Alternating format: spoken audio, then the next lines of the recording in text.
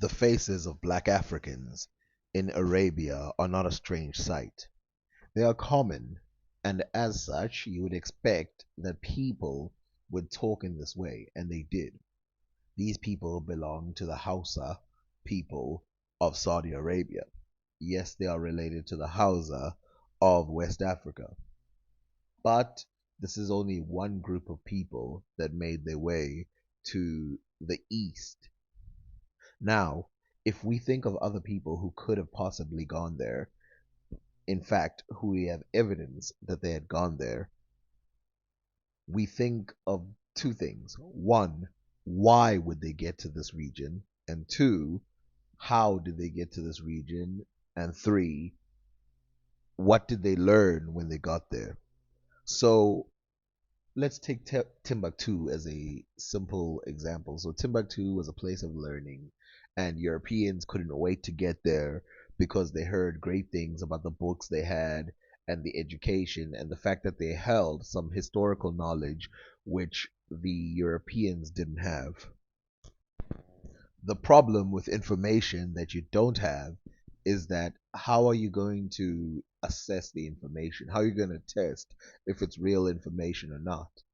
This became a problem for Bodrick T. Edward, who tried to go to these places and he met several tribes. He met the Hausa, basically think of a tribe in West Africa, and he met it and wrote it down. Now, this was in the 1700s. Interestingly, he also wrote down that he met some of the most important people who lived there at the time. People like the Moors who were in charge of that region, and also the people of Timbuktu who bragged about their intelligence and their worldliness. One of the people he met was so forward with his information that he made some of the locals uncomfortable, but also he showed that even the European couldn't match him in intelligence. But how did he do this? Well, first, he said to the European, name any language in the world, and if I can speak it, you'll see. This challenge made the European slightly uncomfortable, and he was unable to even recognize the languages. Now, this person who said this, he had been to Mecca and Medina, so he was pretty familiar with the Asian languages, even as far as India. But he was also familiar with the languages of Europe, and that's why he challenged him. After an encounter with a man named Baba and a Moor, he then is introduced to several other Moors who met with Baba, Baba being the West African name for father. But then he and this person realize that he's a foreigner, so they test him. And it goes, okay. I heard exactly the same thing afterwards from another Moor, but he had not been an eyewitness.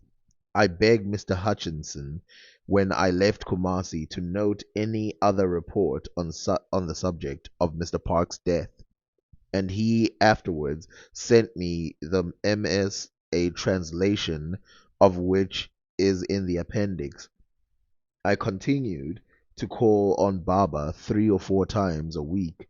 These visits offered much information, for at each I found strange Moors just arrived from different parts of the interior sojourning with him.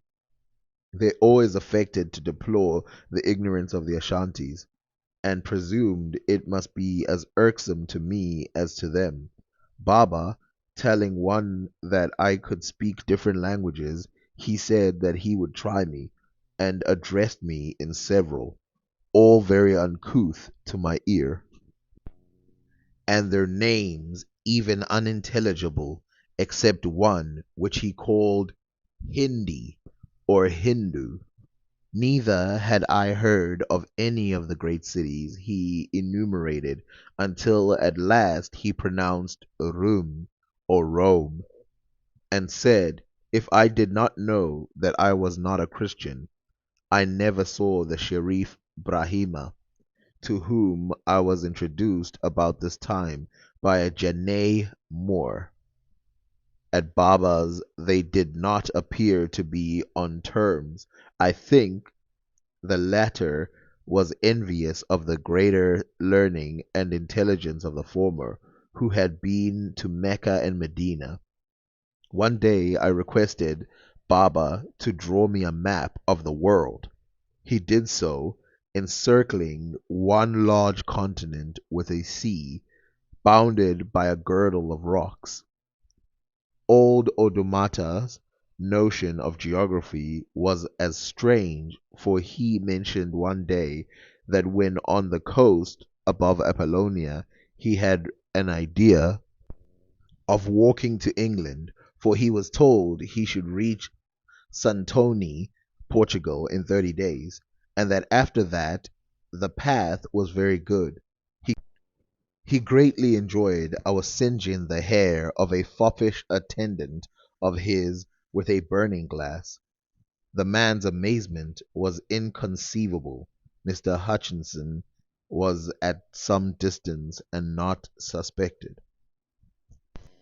What we see about these statements is that the people who are Moors find themselves gallivanting all across the world, while the Europeans feel sort of blocked to travel into places like the Middle East and Africa, because, of course, at that time, the religion of the world was Islam, believe it or not. Even though it eventually became Christianity because Christianity spread across the world, the religion of the world at one point was Islam. And because of that, it became, you know, easy for anybody of any race to travel anywhere, including Europe, as long as they were part of this religion, which is why some of the Christians would pretend to be Turks and pretend to be Muslim, and then they would be able to spy or travel all the way through the Islamic regions. And of course, the Europeans weren't stupid, so they would raise some people in a way where they would learn in this way. The funny part is, just like my video where I show specific words that specific people used in Africa, like I wanted to show the ancient Egyptians and how they called Ea Africa outside of Egypt, so all of that. But instead of going deep into stuff like that, we have to first prove that the civilizations in Africa aren't a bunch of stupid people who existed. It's like that's so weird compared to actual people with actual names, which we can revive by reading their stories and bringing them back to life. Why are we, for the most part, spending on this giant thing of we matter because we had some things? This is the part that sucks because we're rebuilding. It's almost like we have to lay down a foundation when we are already at the head. We're at a point of position in Africa where and the rest of the world, black people in general, diaspora, where we're at the point where we've already contributed way past anything that has to do with just the ancient world, light bulbs, whatever, everything like that. But instead of looking at history as something where we go, okay, let's look at this one philosopher, let's look at this and look deep into them, just like how everybody else of every other culture does, we're at the point where we first have to prove that there was even philosophy in Africa, which is kind of sad in my opinion. Even in the 1700s, people had actual physical evidence that the people of Africa and the people of the general regions were not inferior. And when those people reported that back to the people, they didn't believe it. And this is one of those reports. I depreciated the plea of Generals D'Andel's repeated messages by submitting that they were addressed to the town and not to the fort. I succeeded in retiring him from the negotiation as an interference inconsistent with your dignity and the present good understanding.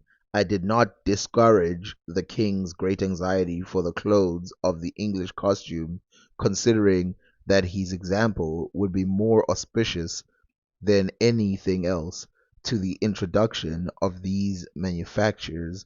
I have distributed the Muslims as politically as possible, including with the Moors of repute, the aristocracy, or four captains controlling the king, his four linguists, his brother and successor, our housemaster, and some of the captains of superior influence. I made a point of conciliating a Moor of influence about the return through Salaga or Serum, the capital of the inter-country and the grand emporium of the merchandise of the interior, to Hausa, feeling the policy of communicating every favorable impression to the neighboring kingdoms. In my second interview, I obtained permission from the king to dismiss the remaining Fantis. It was one of the first considerations, for the sake of our dignity, to avoid the humiliating circumstances and impression which have ensued from the want of foresight and the conquest inability to meet the demands of our people. Their conduct since has been so mutinous and insulting. We always hear about this idea that it was stuff like them thinking that the ancient Egyptians were black or anything like that, that the people realized that slavery was wrong and that they should get rid of it. But in real life, what happened was there was strong movements, there was all this thing that was happening at the same time that got rid of slavery and a change of heart by some people. But that's what happened in real life. But they had several examples at the time of great civilizations in Africa that they would go and plunder from. They would go and look in civilizations and go, these civilizations are equal to ours, but that didn't stop them from committing the types of crimes they committed. Now, obviously, this is not about slavery. I just wanted to show that, you know, the education level of the people of that region, Timbuktu and all these places, was way higher than we think, with people even knowing languages as far away as the Hindi language. And of course, some people don't know this. Some people think, oh yeah, it was just like some place in Africa where they like wrote a couple books that they copied from Arabs. Not the case. We're talking about explorers, navigators. We're talking about people going to America sometimes.